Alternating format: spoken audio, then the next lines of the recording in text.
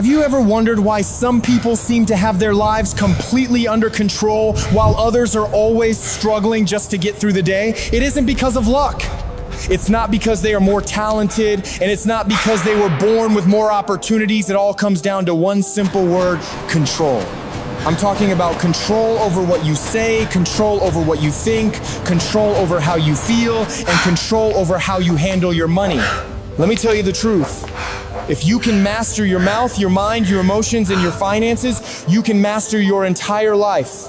Most people don't realize that they already have the power to change everything. It's sitting right inside them. But if you don't learn to control these 4 things, they will end up controlling you. These areas shape your world. They influence every choice you make and every relationship you have. If you control them, you own your life. If you let them run wild, you will end up in a place you never wanted to be. So today, we are going to break this down. By the time we are done, you will have a clear focus and a new sense of responsibility for your future. Let's start with your mouth. When I say control your mouth, I don't just mean staying quiet when you're angry, though that is a good start. I'm talking about understanding that every word you speak has power. Think of your words like arrows. Once you shoot them, you can't bring them back.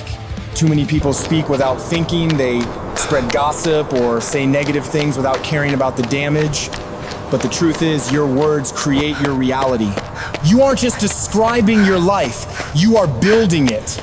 If you constantly talk about how hard life is or how unfair things are, you are building a world that matches those words.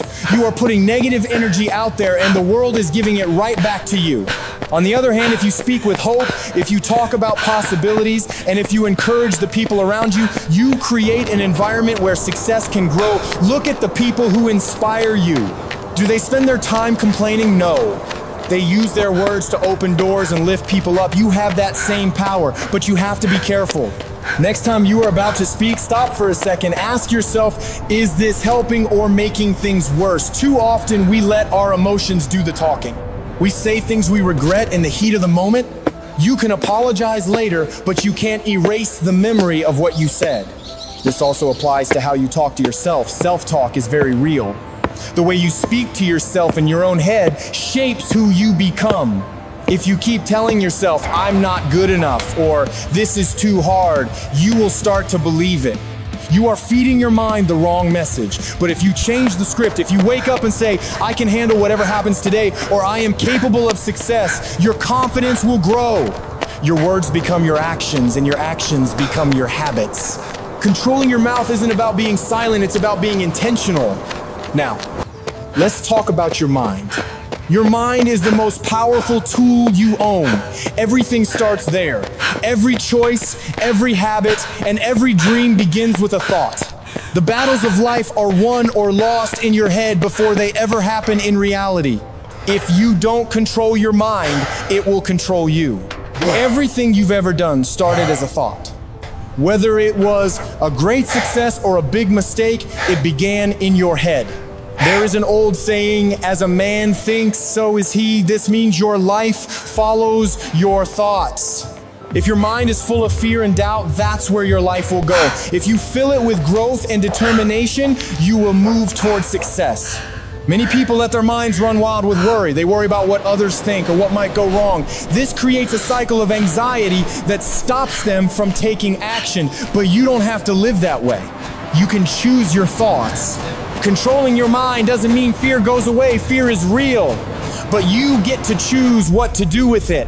Will you let it stop you, or will you keep moving? That is where discipline comes in. You have to train your mind like an athlete trains their body. It takes daily effort. Be careful about what you feed your brain. If you consume nothing but negative news, toxic social media, and drama, you will feel stressed. What you put into your mind is just as important as the food you put into your body. Guard your mind like it's your most valuable possession, because it is. Read books that make you better. Listen to people who motivate you. Surround yourself with people who lift you up. If your friends are always complaining, that energy will rub off on you. But if you hang out with driven, positive people, that energy will push you forward.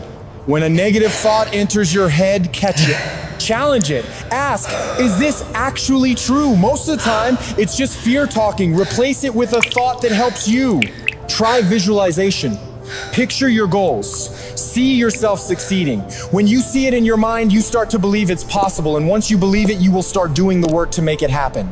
You have the power to choose your path every single morning. Next, let's look at your mood. Your mood is like a lens. If your lens is dirty, everything you look at seems dark.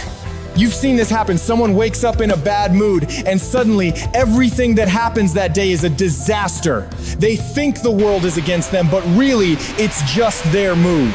Your mood is not something that just happens to you. You have more control over it than you realize. It is a choice. Emotions are real, and it's okay to feel sad or angry sometimes. But you don't have to let those feelings run your life. Feelings are like waves, they go up and down. You can learn to ride the wave instead of let it pull you under. A big mistake people make is thinking that feelings are facts. Just because you feel stressed doesn't mean your life is failing. It's just a temporary feeling. When you become aware of your mood, you take back the steering wheel. Instead of just reacting to things, you can choose how to respond. If someone cuts you off in traffic, you can choose to stay angry all day, or you can choose to let it go. One choice ruins your afternoon, the other choice keeps your peace. Controlling your mood isn't about faking a smile, it's about managing your emotions so they don't hurt you. One of the best ways to fix a bad mood is gratitude. It's hard to be angry and grateful at the same time. When things go wrong, stop and think about what is going right. It could be something small, like having a warm meal or a place to sleep. Gratitude shifts your focus from what you lack to what you have. Remember, your mood is contagious. If you are positive and hopeful, you will attract positive people and opportunities. If you are always negative, you will push people away. Don't let a bad 10 minutes turn into a bad day. Take a breath, reflect, and choose to be better. Finally, let's talk about money. Money is a huge topic, but it's really about your mindset. Money can be a tool that gives you freedom, or it can be a chain that holds you down. Many people feel powerless because they have no plan. They live paycheck to paycheck and stay awake at night worrying. But money is something you can control. It starts with being intentional. Money itself isn't good or bad, it's neutral. It's how you use it that matters. You can use it to build a great life and help others, or you can waste it and end up in a hole. To control your money, you need a plan. You need to know where every dollar is going. Most people spend money based on how they feel they have a bad day, so they go shopping. This is a trap. If you want to be free, you have to be proactive. That means budgeting. Budgeting isn't about restricting yourself, it's about freedom. It means you are telling your money what to do instead of wondering where it went. Don't buy things you can't afford just to feel better for a moment. Think about your future self. Where do you want to be in 5 or 10 years? Start saving. Life will throw problems at you, the car will break, or you'll have a medical bill. If you have an emergency fund, these problems are just inconveniences. If you don't have savings, these problems become disasters. Wealth isn't just about making a lot of money, it's about how much you keep. You can make $1 million, but if you spend $1 million in one, you're still broke. True wealth is building a legacy and having financial freedom. Freedom means you have options. You can pursue your passions and help your community, but you'll never get there if you let your emotions drive your spending. It's never too late to start. Whether you are 20 or 50, you can take control today. Track your spending, make a budget, and think long term. It might require some sacrifice now, but the freedom you get later will be worth it. Let's bring it all together. Control your mouth, your mind, your mood, and your money. These are the 4 pillars of a good life. You can't control the weather, the economy, or other people, but you can control how you respond. That is where your power lives. You are not a victim of your life, you are the creator of it. Your mouth, use it to speak life and build others up. Your mind, fill it with thoughts that empower you and push you toward your goals. Your mood, take responsibility for your energy and choose gratitude. Your money, manage it wisely so it works for you, not against you. None of this happens in one day. It takes discipline and practice. You don't have to be perfect, but you do have to start. Start with one small change today.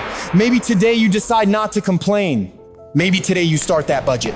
When you take control, you don't just help yourself, you inspire everyone around you. You become a leader for your family and your friends. You show them what is possible when a person decides to own their life. Don't wait for life to happen to you. Get in the driver's seat. It won't be easy, but I promise you it will be worth it. One day you will look back and see that you didn't just survive, you built a life of purpose and success. The power is in your hands. What are you going to do with it?